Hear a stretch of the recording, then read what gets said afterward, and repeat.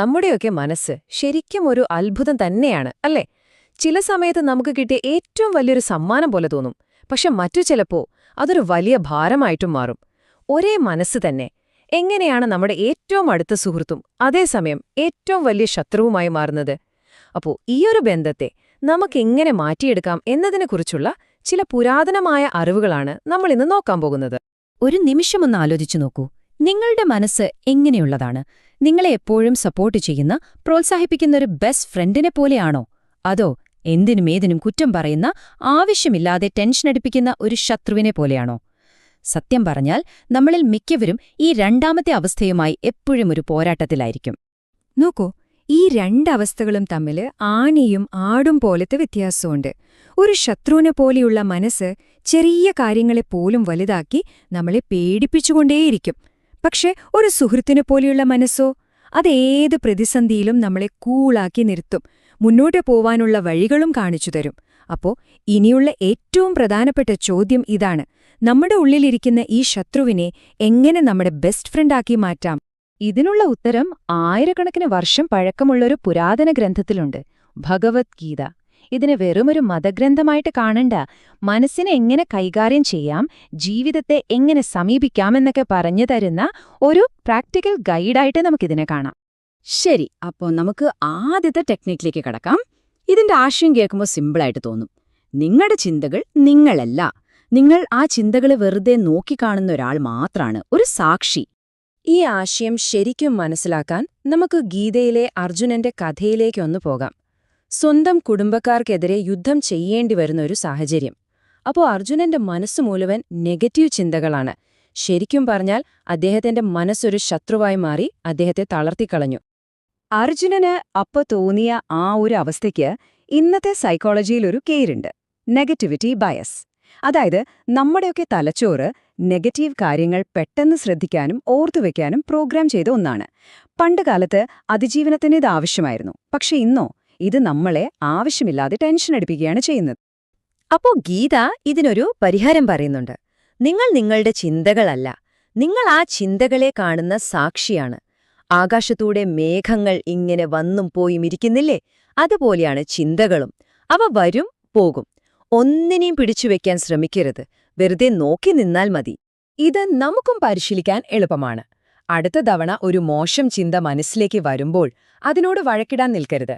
പകരം അതൊരു മേഘം പോലെ വന്നു പോകുന്നത് വെറുതെ നോക്കി നിൽക്കുക.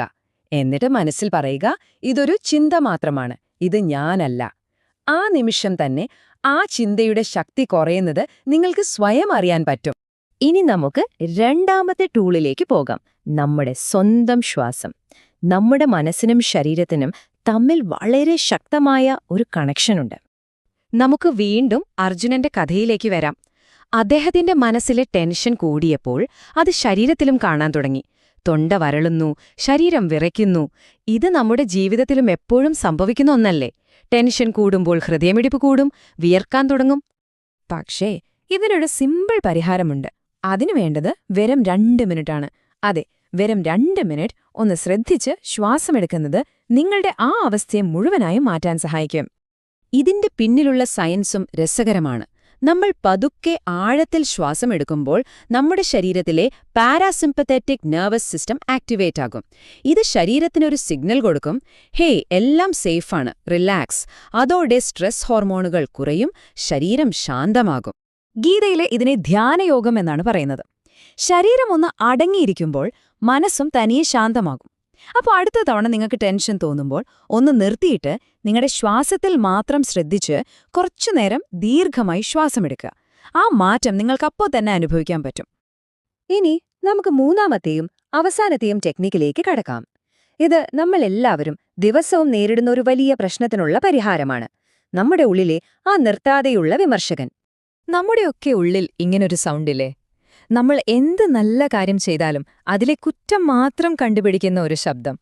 ഒരു ചെറിയ തെറ്റ് പറ്റിയാൽ മതി, അപ്പോൾ വരും ആ ശബ്ദം: കണ്ടോ, നിന്നെക്കൊണ്ട് ഒന്നിനും കൊള്ളില്ല, നീ എപ്പോഴും ഇങ്ങനെയാ. പക്ഷേ ഈ വിമർശകനെ നമുക്കൊരു കോച്ചാക്കി മാറ്റാൻ പറ്റും. അതേ സാഹചര്യത്തിൽ ഒരു കോച്ച് എന്തായിരിക്കും പറയുക? ഓക്കെ, ഒരു തെറ്റുപറ്റി, സാരമില്ല, ഇതിൽ നിന്ന് പഠിച്ച് മുന്നോട്ടു പോകാം. നോക്കൂ, ഈ ഒരു ചെറിയ മാറ്റം നമ്മുടെ കോൺഫിഡൻസിൽ എത്ര വലിയ വ്യത്യാസമാണുണ്ടാക്കുന്നത്? ഗീതയിലെ ഈയൊരു വാക്യം മാത്രം മതി ഇതിന്റെ പ്രാധാന്യം മനസ്സിലാക്കാൻ. നമ്മുടെ ഉള്ളില് ഈ സംസാരത്തിന്റെ കൺട്രോള് വേറെ ആരുടെയും കയ്യിലല്ല, നമ്മുടെ കയ്യിൽ തന്നെയാണ്. നമ്മൾ നമ്മളോട് എങ്ങനെ സംസാരിക്കുന്നു എന്നതിനെ ആശ്രയിച്ചിരിക്കും മനസ്സ് ഒരു ഫ്രണ്ടാണോ അതോ എനിമിയാണോ എന്ന് തീരുമാനിക്കുന്നത്. ഇത് പരിശീലിക്കാനുള്ളൊരു സൂപ്പർ വഴിയാണ് ജേർണലിംഗ്. നിങ്ങളെ വിഷമിപ്പിക്കുന്ന ചിന്തകൾ ഒരു പേപ്പറിൽ എഴുതുമ്പോൾ തന്നെ അതിന്റെ പകുതി ഭാരം കുറയും. എന്നിട്ട് സ്വയം ചോദിക്കുക, ഈ ചിന്ത ശരിക്കും സത്യമാണോ? മിക്കവാറും അതായിരിക്കില്ല. അത് നമ്മുടെ ഉള്ളിലെ വിമർശകന്റെ ശബ്ദം മാത്രമായിരിക്കും. ആ ശബ്ദത്തെ തിരിച്ചറിഞ്ഞ് അതിന് പകരം ദയുള്ള ഒരു ചിന്ത കൊടുക്കുക. അപ്പോ നമ്മളിപ്പോ കണ്ടത് ഒരു യാത്രയാണ്. മനസ്സിനെ ഒരു ശത്രുവെന്ന നിലയിൽ നിന്ന് നമ്മുടെ ഏറ്റവും വിശ്വസ്തനായൊരു കൂട്ടുകാരനാക്കി മാറ്റാനുള്ളൊരു യാത്ര. ഓരോ നിമിഷവും ആ തിരഞ്ഞെടുപ്പ് നമ്മുടേതാണ്. അപ്പോ നമ്മൾ സംസാരിച്ച 3 കാര്യങ്ങൾ മറക്കരുത്. 1. ചിന്തകളെ ഒരു സാക്ഷിയെപ്പോലെ നോക്കിക്കാണുക. 2. ശ്വാസം ഉപയോഗിച്ച് മനസ്സിനെയും ശരീരത്തെയും നിയന്ത്രിക്കുക. പിന്നെ 3. സ്വയം സംസാരിക്കുന്ന രീതിയെ ഒരു നല്ല കോച്ചിന്റേതുപോലെ ദയയുള്ളതാക്കി മാറ്റുക. ഈ ഒരു ആശയം നമ്മുടെ മനസ്സിലങ്ങ് ഉറപ്പിക്കാം. നിങ്ങളുടെ മനസ്സിന്റെ സ്വഭാവം കല്ലിൽ കൊത്തിവെച്ച ഒന്നല്ല. അതിനെ ഒരു നല്ല സുഹൃത്തായി മാറ്റിയെടുക്കാനുള്ള എല്ലാ കഴിവും നിങ്ങളുടെ ഉള്ളിൽ തന്നെയുണ്ട്. അപ്പോൾ അവസാനത്തെ ചോദ്യം ഇതാണ്: നിങ്ങളുടെ ജീവിതത്തെ നയിക്കാൻ നിങ്ങൾ ആരെയാണ് തിരഞ്ഞെടുക്കുന്നത്? നിങ്ങളുടെ ഉള്ളിലെ എപ്പോഴും ഭയപ്പെടുത്തുന്ന ശത്രുവിനെയോ അതോ നിങ്ങളെ എപ്പോഴും പിന്തുണയ്ക്കുന്ന ഉറ്റ സുഹൃത്തിനെയോ? തീരുമാനം നിങ്ങളുടേതാണ്.